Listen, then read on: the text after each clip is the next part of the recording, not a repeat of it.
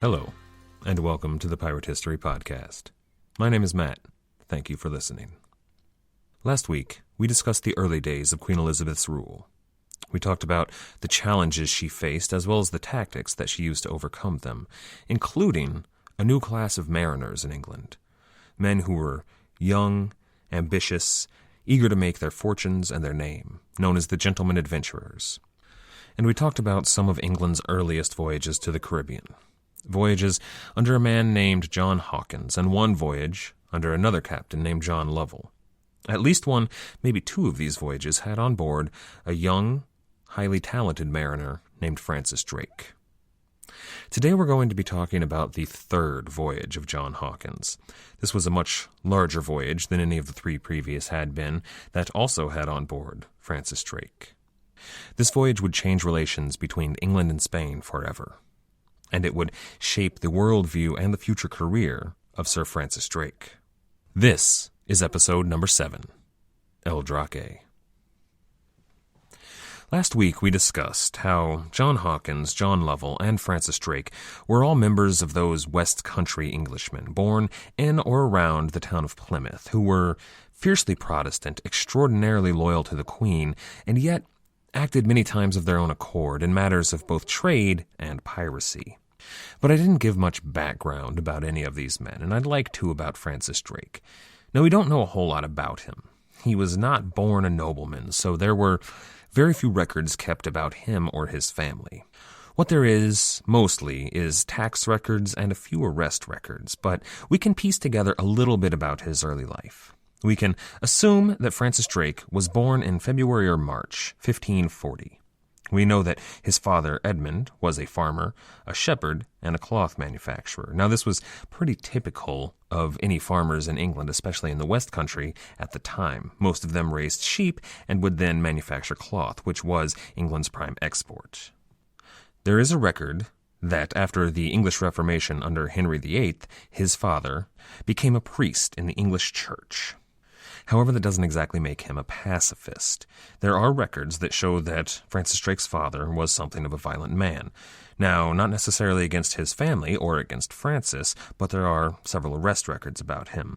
We do know that he was arrested for assaulting and robbing a man with another accomplice, and then, after being released just a few miles away, assaulting and robbing another man of his horse and his purse.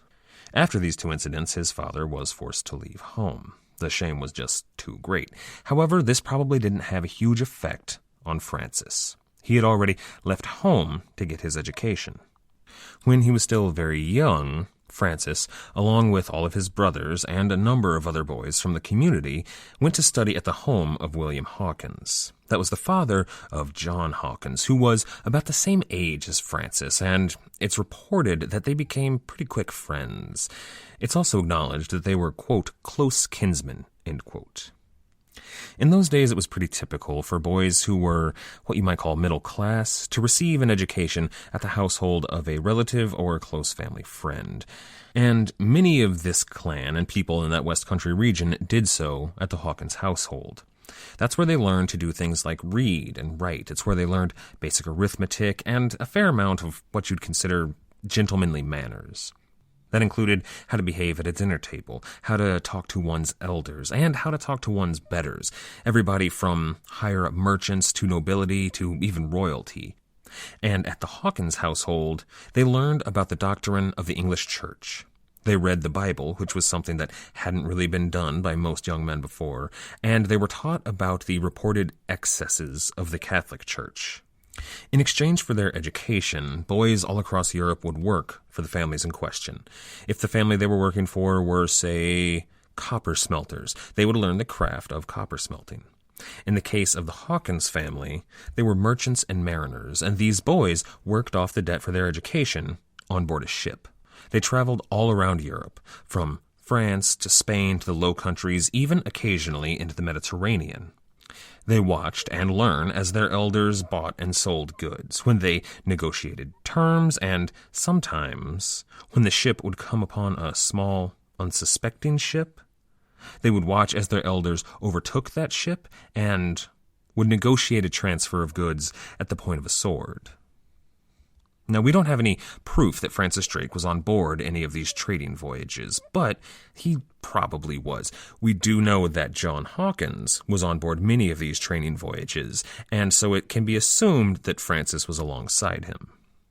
Our first records of Francis Drake on board a ship don't happen until he's about 17 or 18 years old, but then we do know that he was sailing on ships owned by the Hawkins family. Now, these voyages were voyages that went primarily into French waters that had a single goal: the sacking, plunder, and sometimes outright theft of these French ships. Now, this wasn't exactly a respectable vocation at the time, even in that West Country area, but it was a known fact of life and something that the government, all the way from the local officials all the way up to the Queen, would turn a blind eye to. Francis did pretty well as a pirate. In fact, we know that by the age of probably 20, maybe 21, he was actively investing in other more legitimate voyages of the Hawkins family. I'd like to take a step back and for a minute take a look at the process of investing in nautical voyages. I've made mention of it, but I haven't really gone into much depth about it. Any voyage at sea is, of course, going to be something that's very expensive. You needed, of course, a seaworthy ship. You needed a captain and other officers. You needed a crew, as well as provisions to keep that crew alive. You would need to take care of the maintenance of the ship while it was in port. You would need things like hemp rope, tar, lumber, other things that would actually keep the ship held together, sails. You would also need on board many armaments to defend the ship in case anything happened. Now, this included not only things like powder and shot for the cannons, but also some of those early rifles that existed, as well as a fair number of bows, arrows, and cold steel. Now, this was a large investment for any single person to make. There were, of course, people in England that were rich enough to finance their own expeditions. However, if something did happen to the ship despite all those armaments on board, that would be a huge loss to whoever was the single person that invested in it. So, the practice of other people investing in these voyages to mitigate any losses began. That, of course, meant that there was a smaller return for a single investor. However, when one person invested in a number of voyages, then they could make the same amount of money, while the possibility of losing one voyage, either to piracy or inclement weather, they would mitigate their losses. That's why merchant guilds and trading companies, kind of like the Muscovy Company, who we talked about last week, that's why they were cropping up all over Europe, and investors were eager to invest their money into any merchant voyage they could find. It wasn't just the merchants, though. Nobility, all the way up to royalty, were investing in these voyages. If you remember, Columbus was unable to get his voyage paid for until he had the backing of the King and Queen of Spain.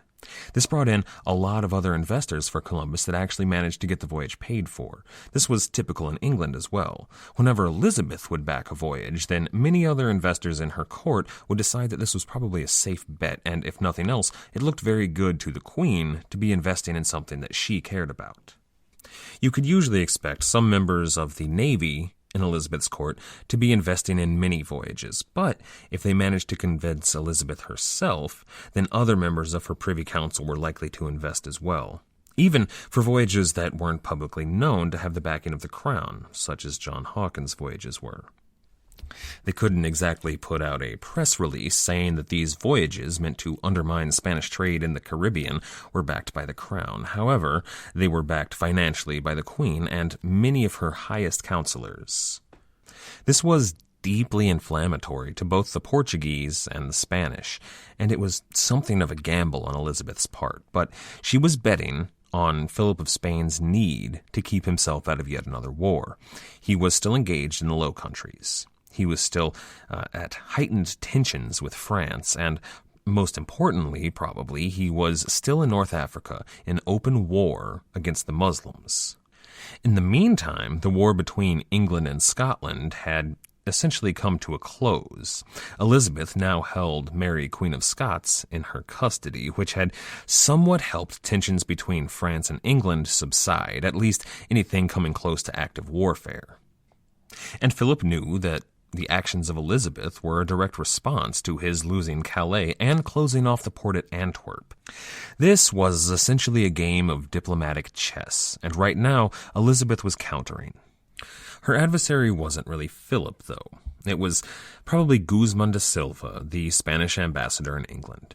He was the man that really contested every move that the Queen made. He confronted her openly on the second voyage of John Hawkins and her role in it. Elizabeth claimed that John Hawkins was nothing but a prosperous merchant who had her blessing but not her backing.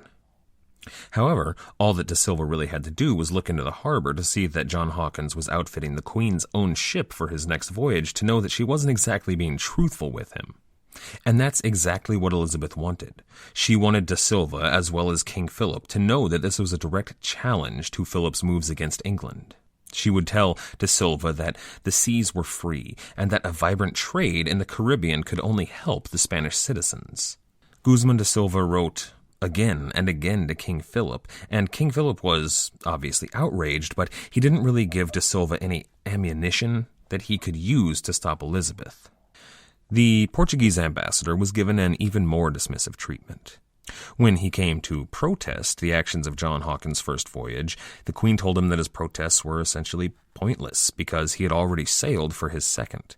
Some of John Hawkins' very first stops were reprisals against the Portuguese, where he attacked fishing villages and trading outposts and made a small fortune in gold and wax and ivory and pearls.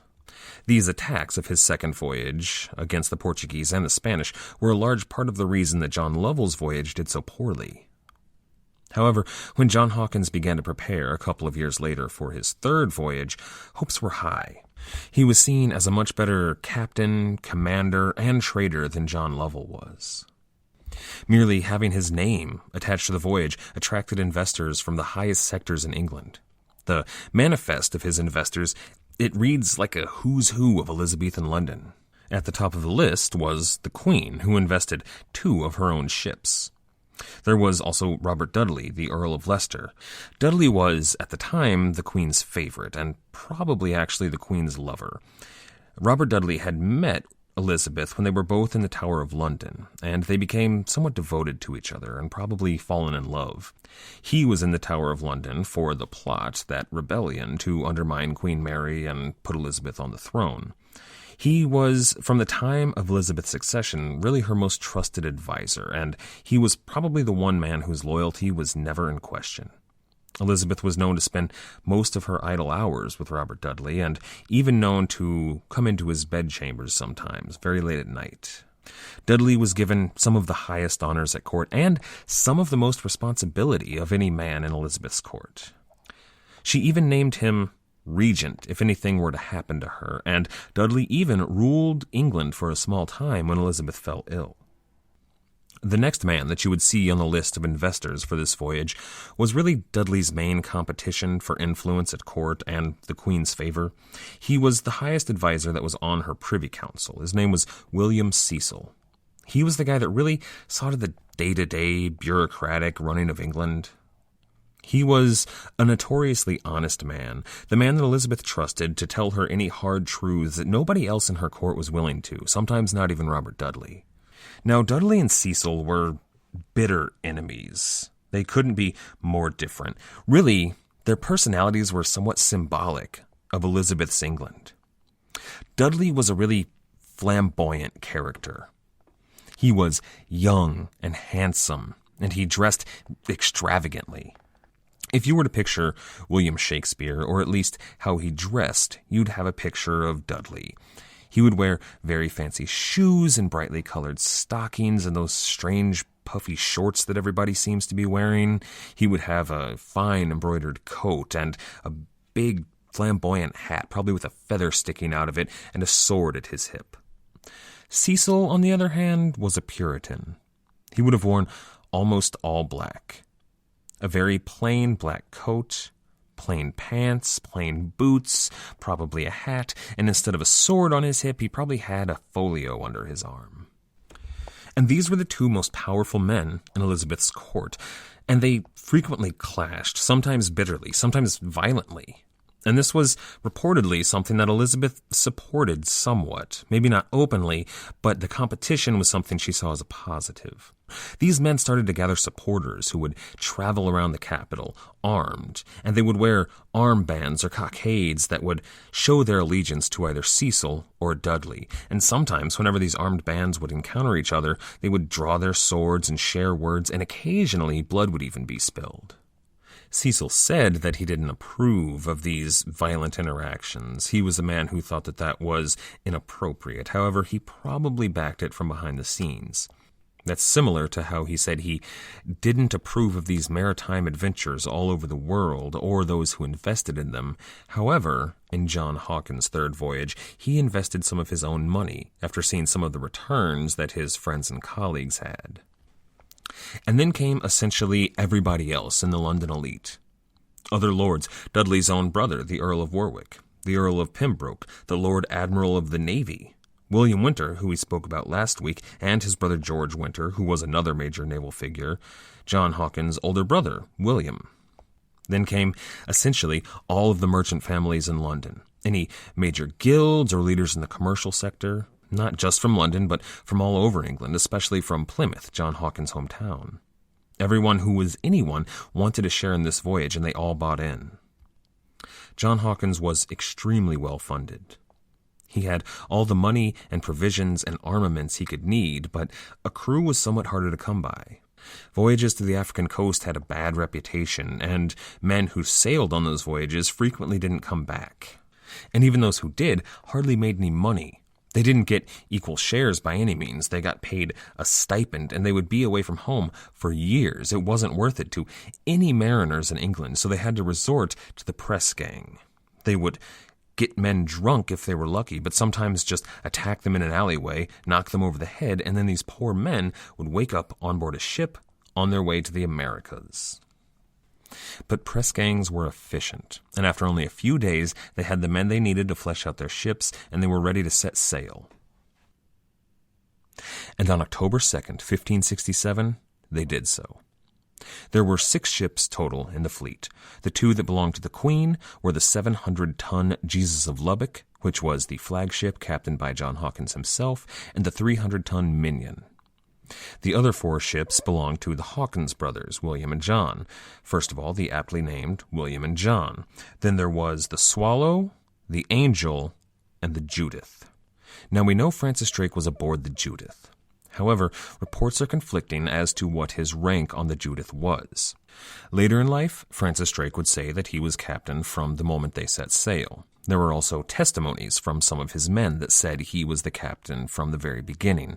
These testimonies, however, were taken by the Spanish Inquisition, and they were looking at the time for as much evidence to implicate Francis Drake in as many crimes as possible as they could find. So these testimonies aren't exactly trustworthy. But he was, at the time, at least on board the Judith. It's also important to mention that this was more than just a merchant voyage. This was a national undertaking, and these ships were heavily armed. The Jesus of Lubbock had the Queen's own colors alongside the flag of St. George flying atop her mainmast. They were bristling with cannon, and the men aboard them were, in many cases, highly trained soldiers of the Queen's own army. And John Hawkins had in his possession a commission from Queen Elizabeth herself that ordered him not to offend England's allies, namely Portugal and Spain. However, John Hawkins had no intention of following these orders, and Ambassador de Silva knew this. Just a few days after setting sail, the fleet was scattered by a terrible storm. Nearly all the ships lost sight of each other, and the Jesus of Lubbock took severe damage. It was so bad that just a few days after setting out, John Hawkins seriously considered turning back and going back to London. But almost as soon as the storm ended, the Angel managed to find the Jesus of Lubbock. They decided that the best course of action would be to go ahead and continue their voyage, to go to the Canaries, which every ship in the fleet knew was their first destination. The Minion, the William and John, and the Swallow had found each other as well, and they were heading to the Canaries. However, Drake's ship, the Judith, was nowhere to be found, and it was presumed sunk. It took a few days, but when John Hawkins had nearly made it to port in the Canaries, he caught up with the Judith. Francis Drake, who was almost certainly its captain by now, had sailed straight through the storm, with no loss of life and almost no damage to the ship. This had to be kind of impressive to John Hawkins, who was an old friend but a highly accomplished ship's captain, and he was limping into port. Drake fired off a salute to his admiral, and they discussed what to do. Drake had been to this same port on the voyage of John Lovell just a few years before, and they had been very badly received. He didn't want to sail into port on his own, and that was probably a smart move, because when these 3 ships made landfall, a militia was marched out to the docks and put in place to guard these English ships. The harbor master came out to inspect the ships and saw that all 3 of them were bristling with firepower and that the men on board were heavily armed and obviously well trained. But he also saw that the Jesus of Lubbock was badly damaged and gave the English permission to repair her, as long as they agreed to stay on board, not come ashore, and not cause any trouble. But if you're a sailor who has just escaped almost certain death from a terrible storm almost immediately after leaving home, and on your first landfall you're not allowed to set foot on land, where you can see taverns serving ale and fresh, hot food, and as many women as you could possibly want, well, sailors don't take to those orders too well, and tensions were very high. 2 men found themselves in what could be considered a violent disagreement. One of them was named Edward Dudley. He was the captain of all the soldiers. Essentially, he was the man that, whenever they landed in the Caribbean, would be in charge of all of the soldiers. But he and another man decided that they were going to row ashore and fight a duel. Now, Dudley went to shore first in his own boat, and John Hawkins stopped the second man and followed Dudley. Hawkins stopped the duel from taking place, which would have broken his promise to keep his men in line. However, Dudley was outraged. Harsh words were almost certainly exchanged, things began to get a little bit violent, and then Dudley drew his sword and struck his captain above the eye with the hilt, drawing blood. Now that's mutiny. It's mutiny to strike any senior officer. John Hawkins said that was something, however, that he would be able to forgive, except that he was the admiral of a fleet commissioned by the Queen, and he said that this was as bad as striking the Queen herself. Hawkins ordered Dudley put in chains. He drew his harquebus, he pointed it directly at Dudley, and told him to say his prayers and prepare to die. Dudley pleaded for his life. He begged for forgiveness. The other Englishmen begged in his favor. Even a foreign priest came down to see what was happening and to beg for John Hawkins to spare his life, which finally he did. He helped Dudley to his feet and removed the irons himself. There were no more incidents while in port. Hawkins had received word that the rest of his fleet was waiting not too far away, and as soon as the Jesus was repaired, they set sail to meet them. When Hawkins and Drake arrived in port where the other 3 ships were waiting, a celebration ensued. The governor was kind enough to bring them food, wine, and even a large number of fresh oranges. However, in their revelry and in their drink, many of the Englishmen began to disrespect this warm welcome that the Spanish had given them. They went ashore and they burned effigies of the saints. They shot their cannon at the local church. They overturned a cross, and they even set fire to the door of a local hermitage. Now, these men were English Protestants, and they fell into that same sect of society that William Cecil did. They were Puritans, and they were highly religious. They held prayers on board 3 times a day, and every ship in the fleet had a priest on board. They saw their actions in the Spanish port as defensible and justified in the eyes of God. They saw the Catholic veneration of the Pope and the saints and the Virgin Mary as ungodly and sinful, and the worship of false idols. And they weren't alone in Europe. They were members of what was really a growing and divisive movement. There were other groups of Puritans doing similar things, such as the Anabaptists, or you even see similar stuff today when, say, Muslim extremists in the Middle East will destroy what they consider false idols. Groups like Al-Qaeda and ISIS have a long history of defacing some of the world's most treasured historical landmarks because they consider them something that distracts from God. So make no mistake, the men on board this English voyage of John Hawkins were extremists and zealots, the kind of men who would disrespect a warm welcome by setting fire to and shooting your church with cannons. The question is, though, is that what Queen Elizabeth would have wanted? Now, we know that she wanted to disrupt Spanish trade, and we know that she wanted to send a message of defiance to Philip. And she wanted to show all of Europe that England had a growing naval presence that was something to be feared. But does a mob of drunken, devout Englishmen really project her power? Or does it make her look like a queen of what's nothing more than a nation of brigands and pirates? You know, she may have personally enjoyed hearing the exploits of this voyage. It may have brought her some satisfaction, but it really must have made her job a whole lot harder when dealing with Spain and Portugal. So, naturally, as soon as they sobered up, Hawkins' fleet was chased from port. They decided to move on with their journey. So they began harassing primarily Portuguese but some Spanish fishing villages similar to John Hawkins' second voyage.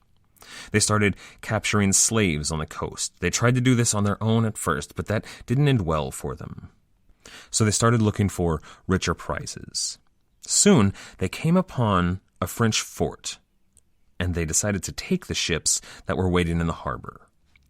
It's around this time that the histories start to get a little bit muddled. There are a number of differing accounts that make it hard to figure out exactly what happened.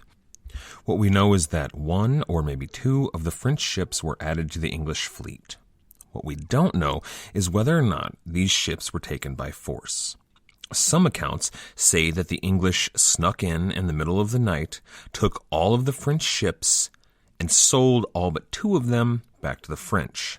Other accounts say that some of these Frenchmen they found at this port agreed to accompany the English on their voyage.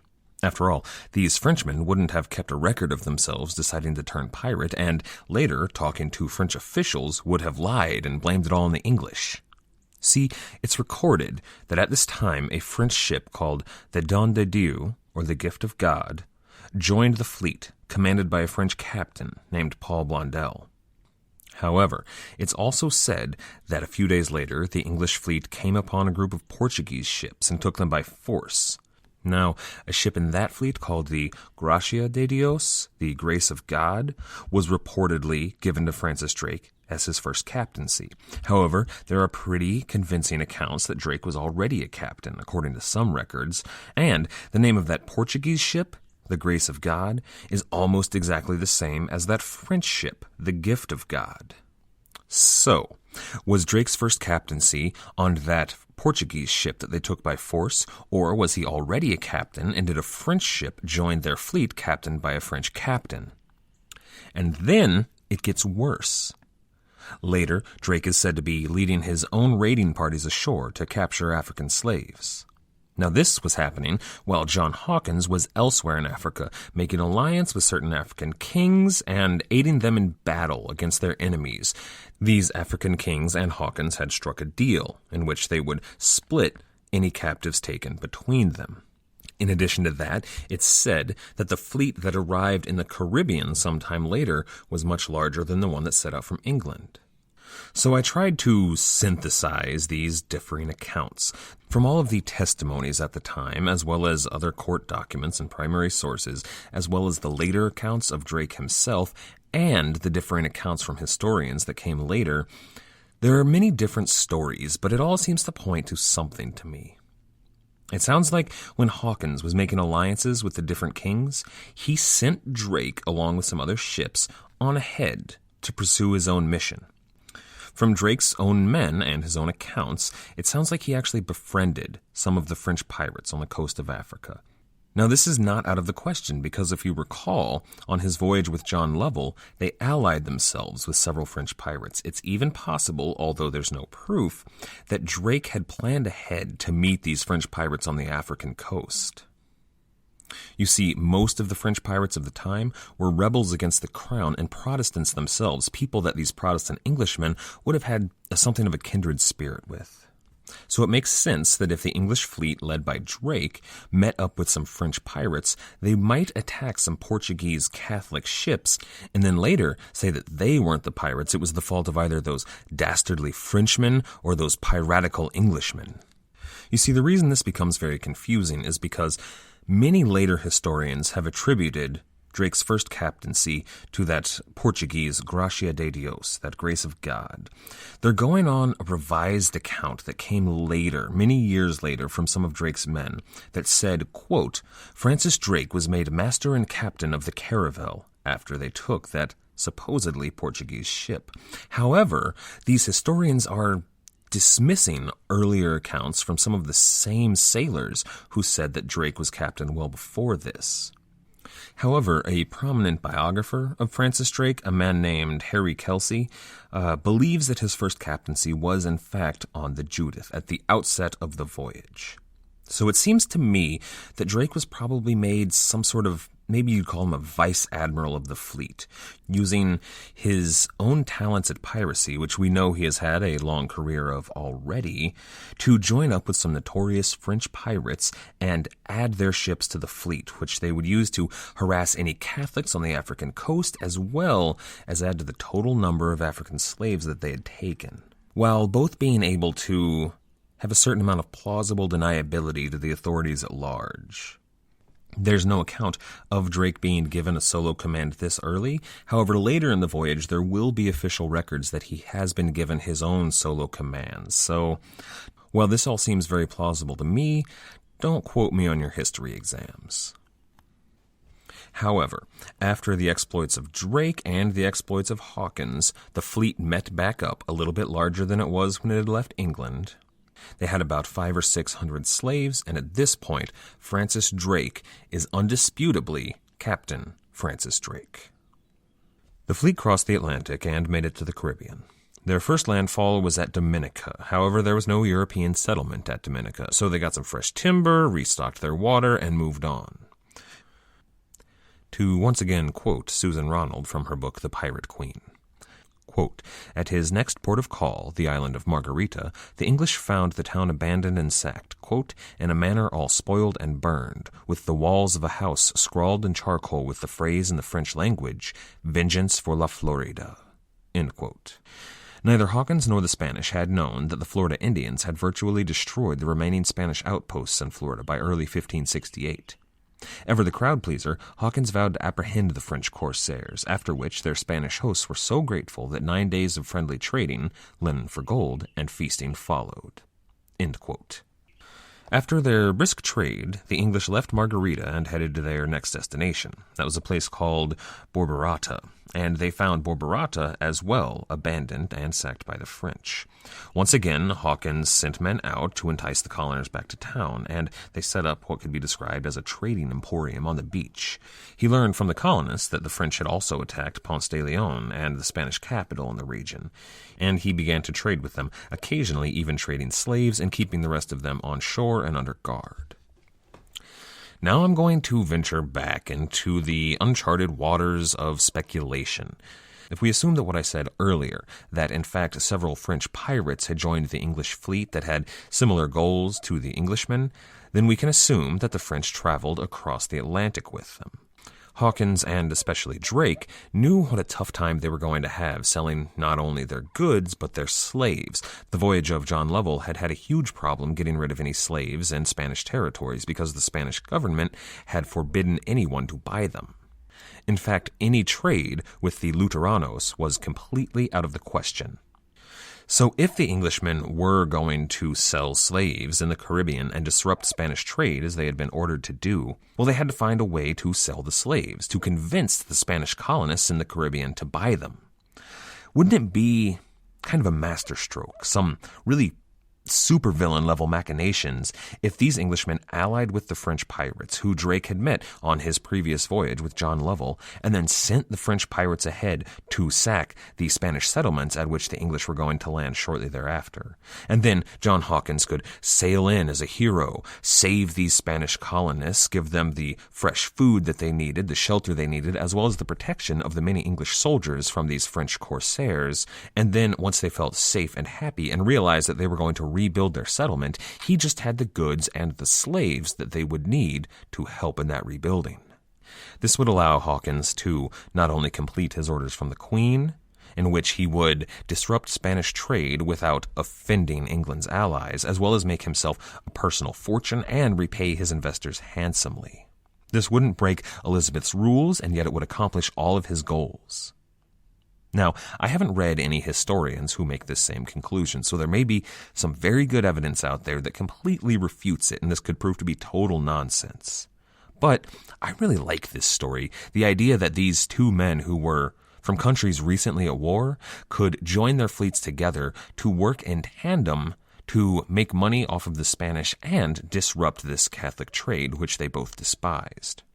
Now, at his seaside emporium, Hawkins had a brisk trade in other goods, but his slaves, while he sold a few, were mostly not being sold. The colonists weren't buying as much as he would like. So he ordered his ships to be careened on the beach, that is, cleaned of all the barnacles and other nastiness that ships collect while they're at sea, and wrote a letter to Ponce de Leon.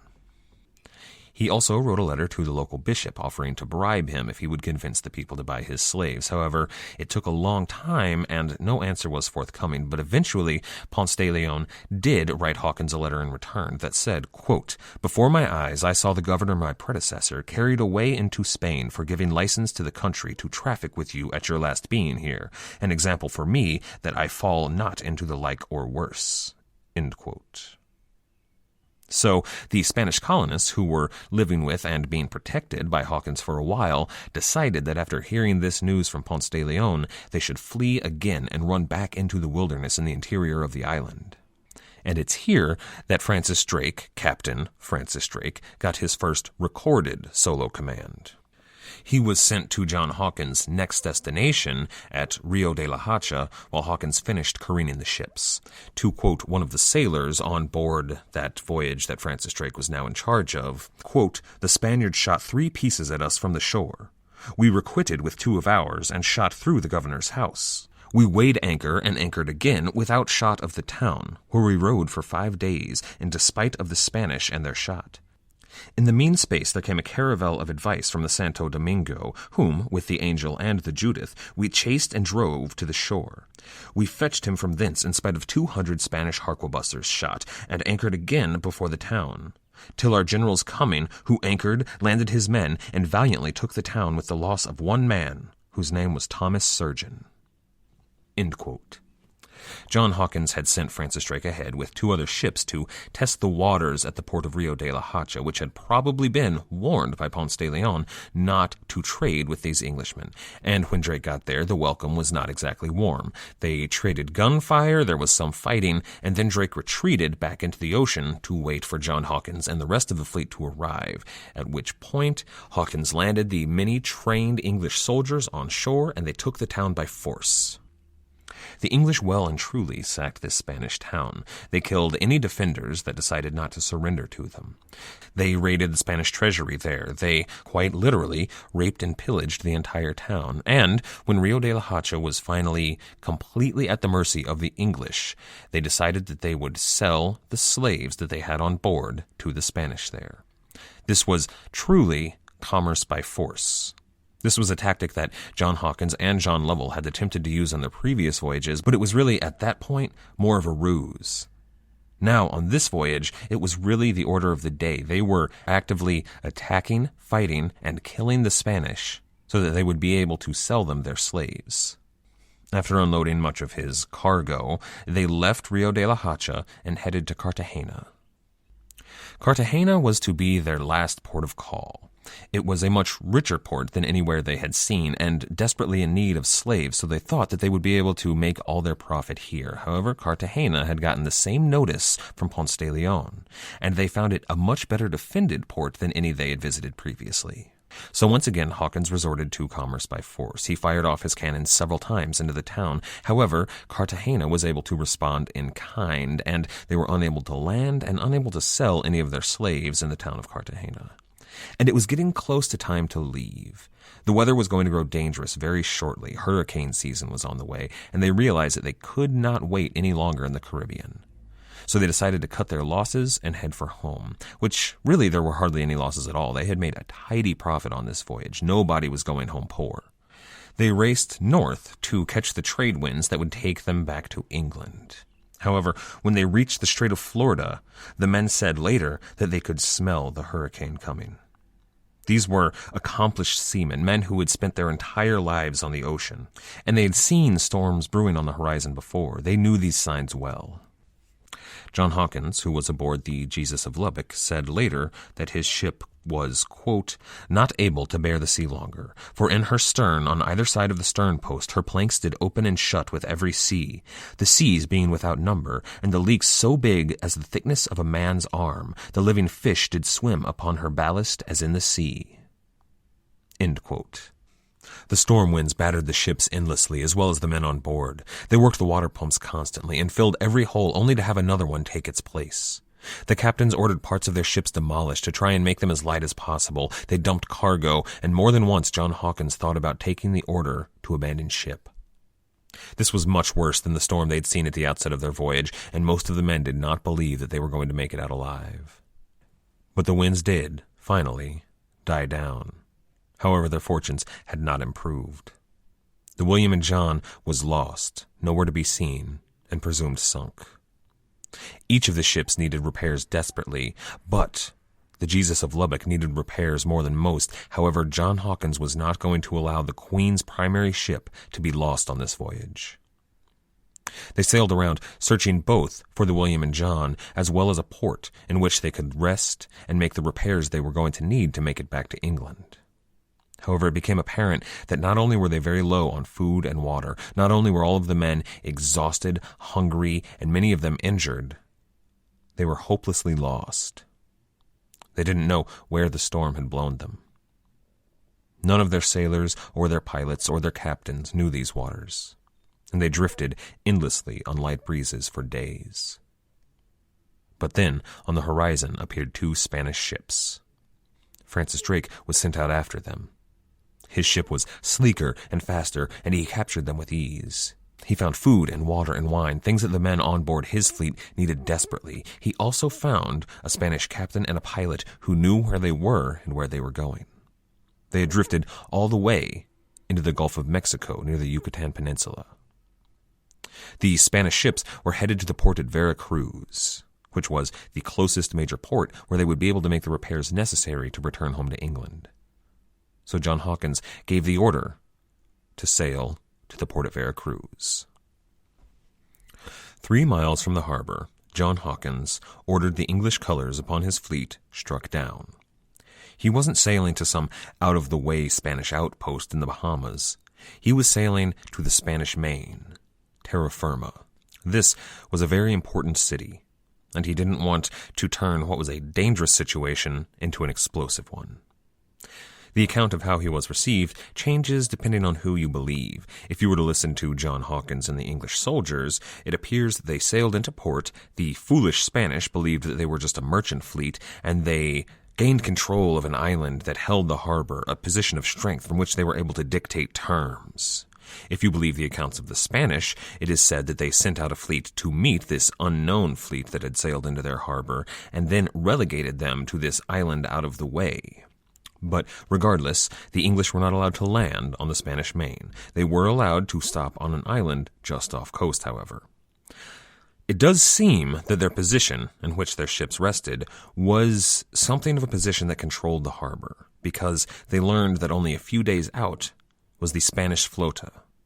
That is an extremely important Spanish fleet, and this Flota had on board the newly appointed viceroy, a man who meant to prove himself against these English corsairs. When the viceroy arrived, however, he found himself in the same situation that the English found themselves. The weather was worsening, hurricane season was well and truly upon them, and the Flota had to make it back to Europe before the Atlantic Ocean became impassable, as did the English fleet. Hawkins' ships managed to keep his Flota from entering the harbor, getting the supplies and the repairs they needed to make the voyage back to Spain. So they began to negotiate. Hawkins found himself in a position of relative strength. However, it was apparent to all the Spanish that his ship was sinking into the harbor as every day passed. Both men needed to reach an agreement as soon as possible. What they decided upon was an exchange of hostages. There were going to be 10 men from the English given to the Spanish, and 10 men from the Spanish given to the English. Now, these were supposed to be men of some standing. Hawkins chose 10 gentlemen adventurers who were from noble families, well-born, educated men, and the Spanish chose 10 men randomly from among the rank and file of their sailors and dressed them up as their betters. But the exchange occurred, and the English allowed the Flota to enter the harbor and were allowed to make the repairs necessary for both fleets to return back to Europe. The Spanish did not trust the English, and the English definitely did not trust the Spanish. Hawkins ordered that the shore be watched, as well as the ships in the harbor. He was to write later, quote, "The treason being at hand, some appearance showed, as shifting of weapons from ship to ship, planting and bending of ordnance from the ships to the island where our men warded, passing to and fro of companies of more men than required for their necessary business, and many other ill likelihood which caused us to have a vehement suspicion." End quote. The English were ready for this treachery. They had heavily armed men posted at battle stations. Their archers in the rigging, every man carried a sword, and any man who knew how to use one carried a firearm. The cannons were all loaded and prepared to be fired, and on the morning of September 23rd, they were. As the Spanish ships crossed the water to reach the English fleet, the English opened fire. More than 300 men attempted to board the Jesus of Lubbock and were repelled. The English fleet scored a direct hit against the vice admiral of the Spanish fleet, ripping a hole through her hull, and eventually the ship's magazines exploding. The Jesus and the Minion were able to cut themselves free of their moorings and turn to battle. The Spanish ships were in flames. More than one ship was sinking to the bottom of the harbor with Spaniards upon her. It appeared that the English had won the day. But then, from the mainland, another set of ships, reinforcements, came to aid the Spanish. As the new Spanish fleet arrived, the Angel was sunk, the Swallow and the Grace of God were overtaken. The Jesus of Lubbock herself, the fleet's flagship, was dangerously close to sinking. Hawkins ordered Francis Drake on the Judith to take many of his men and some of the riches that they had incurred on this voyage upon his ship and get out of sight of the battle. Then Hawkins gave the order to abandon ship. The Jesus of Lubbock, the Queen's flagship, was abandoned. Hawkins and his men made it to the Minion and began to sail away from the battle. Unfortunately for Hawkins, his orders to Drake had not been followed. Captain Francis Drake was nowhere to be seen. John Hawkins said later, quote, "The Judith forsook us in our great misery." End quote. Over 100 English sailors, nearly all of the slaves left to the English fleet, and all but 2 ships were left in the hands of the Spanish. This was a great defeat for John Hawkins. But even that was not his worst concern. He knew that his actions on the Spanish Main were going to lead undeniably and unavoidably to war with Spain. And on the front lines of that war was going to be a young sea captain named Francis Drake. Next week, we're going to continue our journey with Francis Drake and look at the opening moves of the conflict between Spain and England. This will be England's first great victory against the Spanish, and it will also set the stage for many of the myths and legends that the pirates themselves handed down. But that will all have to wait until next week. For now, thank you for listening, and I hope you enjoyed today's episode. If you're enjoying the show, why not check out our website at piratehistorypodcast.com. Over there, you can find some supplemental information, such as maps and works of art relating to our topics. We also have, on every episode, a list of the sources used. If you're interested in learning more about any of the topics that we cover, those source lists also have links that go to the abebooks.com page for that book, where you can pick up a copy of anything you'd like to read more about. If you do use that service, Abe Books is kind enough to throw me a couple of bucks. We also have an Abe Books search bar at the website. If you'd like to support the show, there are several ways you can do so at the website. There's a PayPal donate button, as well as a link to our Patreon page. That's going to patreon.com/piratehistorypodcast. There's also an Abe Books and Amazon search bar, so if you need to search for anything on either Abe Books or Amazon.com, if you do so through the website, they're kind enough to throw me a couple of bucks. In addition to any of that, you can also leave a review on either iTunes, Stitcher, or Podbean, all of which we have links for at the website. Doing this really helps get the podcast noticed, and we really appreciate it. Once again, and most importantly, thank you for listening. Thank you for listening. Thank you for listening.